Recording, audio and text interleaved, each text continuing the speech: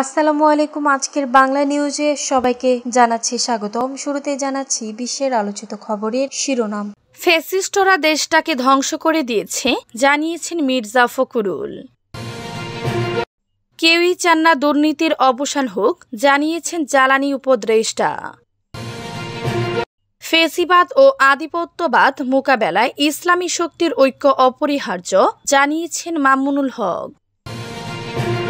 আগামী নির্বাচন সুষ্ঠু না হলে মহা দুর্যোগ নেমে আসবে, জানিয়েছেন গোলাম পরোয়ার। নির্বাচনের মনোনয়নে গুরুত্ব পাবেন ত্যাগী ও জনবান্ধব নেতারা, জানিয়েছেন খোকন। নেত্রকোনায় বিএনপি নেতার গুদাম থেকে ৩০৪ বস্তা সরকারি চাল জব্দ।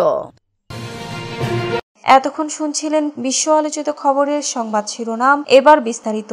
আমাদের খবরটি যদি ভালো লেগে থাকে অবশ্যই লাইক, কমেন্ট, শেয়ার করতে ভুলবেন না। ফ্যাসিস্টরা দেশটাকে ধ্বংস করে দিয়েছে, জানিয়েছেন মির্জা ফখরুল।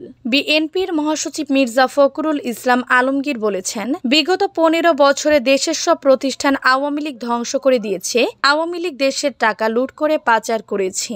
আজ শনিবার বিকেলে ঢাকা রিপোর্টার্স ইউনিটিতে ডিআরইউ বিপ্লবী ওয়ার্কার্স পার্টির প্রতিষ্ঠা বার্ষিকী উপলক্ষে পূর্ণমিলনী অনুষ্ঠানে তিনি এসব কথা বলেন। মির্জা ফখরুল বলেন, সুইস ব্যাংকে অনেক টাকা জমা হয়েছে, যা দেখে মন খারাপ হয়েছে।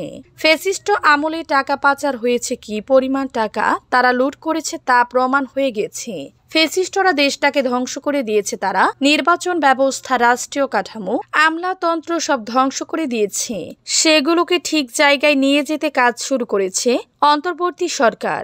আশা জাগিয়েছেন তারা। লন্ডন বৈঠকে নতুন বাংলাদেশ গঠনে আশা দেখছে মন্তব্য করে বিএনপির মহাসচিব বলেন, গত ১০ মাসে যেসব ঘটনা ঘটিয়েছে তাতে সন্দেহান হয়ে পড়েছিলেন, কিন্তু অন্তত আশ্বস্ত হয়েছিল যখন ডক্টর ইউনূস ও তারেক রহমানের বৈঠকে কতগুলো বিষয় একমত হয়েছে দুপক্ষই। এতে আশার আলো দেখা দিয়েছে। নির্বাচনের মাধ্যমে দেশের মানুষের আকাঙ্ক্ষা পূরণ হবে বলে আশা প্রকাশ করছি। কেউই চান না দুর্নীতির অবসান হোক, জানিয়েছেন জ্বালানি উপদেষ্টা। অন্তর্বর্তী সরকারের বিদ্যুৎ, জ্বালানি ও খনিজ সম্পদ উপদেষ্টা মোহাম্মদ ফাউজুল করিম খান বলেছেন, এদেশের রাজনীতিবিদ আমলা কেউ কিন্তু চান না দুর্নীতির অবসান হোক। তিনি বলেন, অপচয়, দুর্নীতি ও অদক্ষতা বাংলাদেশের অর্থনৈতিক উন্নয়নের প্রধান অন্তরায়। পানির উৎস থেকে ৬ কিলোমিটার দূরে কেবল একজন মন্ত্রীর সুবিধার জন্য বিদ্যুৎ কেন্দ্র বানানো হয়েছে, অপ্রয়োজনীয় রাস্তা করা হয়েছে, অব্যবস্থাপনায় রাষ্ট্রীয় অর্থ নষ্ট হয়েছে। অপচয়ের পরিসীমা নেই, এসব যেন ভবিষ্যতে আর না ঘটে সেদিকে নজর দেওয়া হচ্ছে। আজ শনিবার রাজধানীতে সিরডাভ মিলনায়তনে বাংলাদেশ অর্থনৈতিক সমিতির বাজেট সংক্রান্ত সেমিনারে প্রধান অতিথির বক্তব্যে তিনি এসব বলেন। অনুষ্ঠানে সভাপতিত্ব করেন সমিতির আহ্বায়ক মাহবুব উল্লাহ। দেশের অর্থনীতিবিদরা এই আলোচনায় অংশ নেন।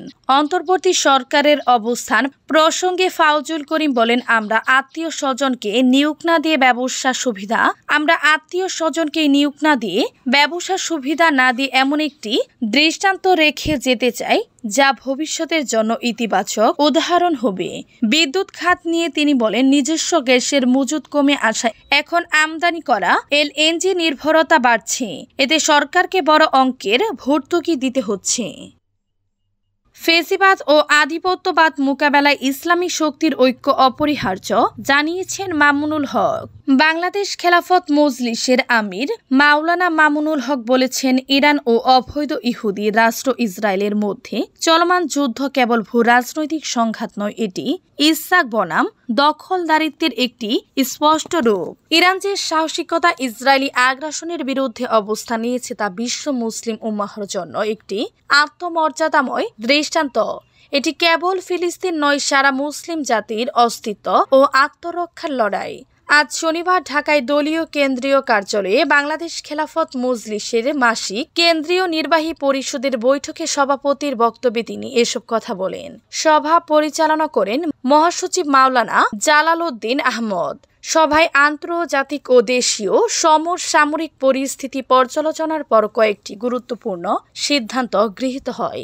আগামী ২৭ জুন শুক্রবার মুসলিম ভূখণ্ডে ইসরায়েলি আগ্রাসনের বিরুদ্ধে দেশব্যাপী বিক্ষোভ মিছিলের ঘোষণা দেয়া হয়। এছাড়া ২৯ জুন রবিবার আসন্ন জাতীয় সংসদ নির্বাচনে রিকশা প্রতীকে মনোনয়ন প্রত্যাশী প্রার্থীদের সাক্ষাৎ গ্রহণ ও প্রয়োজনীয় দিক নির্দেশনার দিন নির্ধারিত হয়। আগামী নির্বাচন সুষ্ঠু না হলে মহাদুর্যোগ নেমে আসবে জানিয়েছেন গোলাম পরোয়ার। আগামী নির্বাচন যদি সুষ্ঠু ও নিরপেক্ষ না হয় তাহলে জাতির সামনে মহাদুর্যোগ নেমে আসবে বলে মন্তব্য করেছেন বাংলাদেশ জামায়াত ইসলামের সেক্রেটারি জেনারেল মিয়া গোলাম পরোয়ার।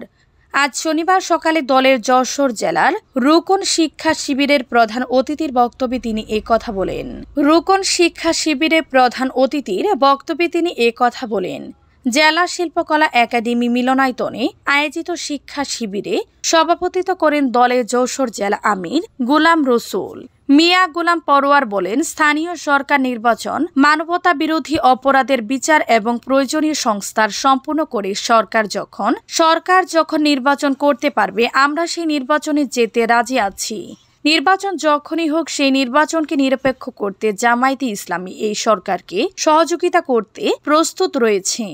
জামায়াতের সেক্রেটারি জেনারেল বলেন, জামায়াতে ইসলামী সংখ্যানুপাতিক পদ্ধতির নির্বাচনের দাবি করে আসছে।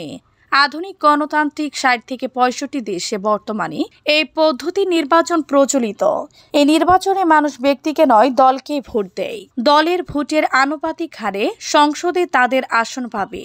যেহেতু এখানে ব্যক্তি স্বার্থ জড়িত নয় সে কারণে এখানে পেশি শক্তি কালো টাকার ব্যবহার হয়। একটি রাজনৈতিক দলকে উদ্দেশ্য করে মিয়া গোলাম পরোয়ার বলেন, বক্তৃতার সময় আমরা বলবো ব্যক্তির চেয়ে দল বড়, দলের চেয়ে দেশ বড়, কিন্তু কাজের সময় দেশের চেয়ে দল আর দলের চেয়ে ব্যক্তি বড়।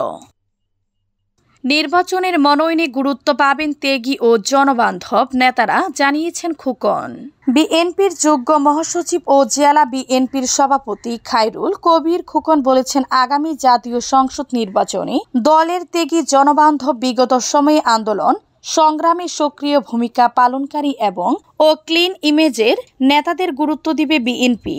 আন্দোলন সংগ্রামে সক্রিয় থেকে দলীয় নির্দেশনা মেনে যারা জনগণের পাশে দাঁড়িয়েছেন তারা মনোনয়নে এগিয়ে থাকবেন। আগামী জাতীয় নির্বাচনকে সামনে রেখে সকলকে ঐক্যবদ্ধ থাকতে হবে। নিজেদের মধ্যে কোনো দ্বন্দ্ব থাকা যাবে না। তারেক রহমানের নির্দেশনা মেনে সকল দ্বন্দ্ব নিরসন করে একসাথে পথ চলতে হবে। শনিবার বিকেলে নরসিংদী শিশু একাডেমি মিলনায়তনে জেলা বিএনপির ১৫১ সদস্য বিশিষ্ট পূর্ণাঙ্গ কমিটির পরিচিত সভায় সভাপতিত্ব বক্তব্যে তিনি এসব কথা বলেন। নেত্রকোনায় বিএনপি নেতার গুদাম থেকে ৩০৪ বস্তা সরকারি চাল জব্দ। নেত্রকোনার কেন্দ্রুয়া উপজেলায় এক বিএনপির নেতার গুদাম থেকে ৩০৪ বস্তা সরকারি চাল জব্দ করেছে সেনাবাহিনী। গতকাল শুক্রবার রাতে কেন্দ্রুয়া পৌরসভার বাদে ১৮ বাড়ি কলেজ রোড এলাকায় মেসার্স নাহার ট্রেডার্স নামের ওই গুদামে অভিযান চালিয়ে ৩০৪ বস্তায় ১৩,৫১৫ কেজি চাল জব্দ করা হয়।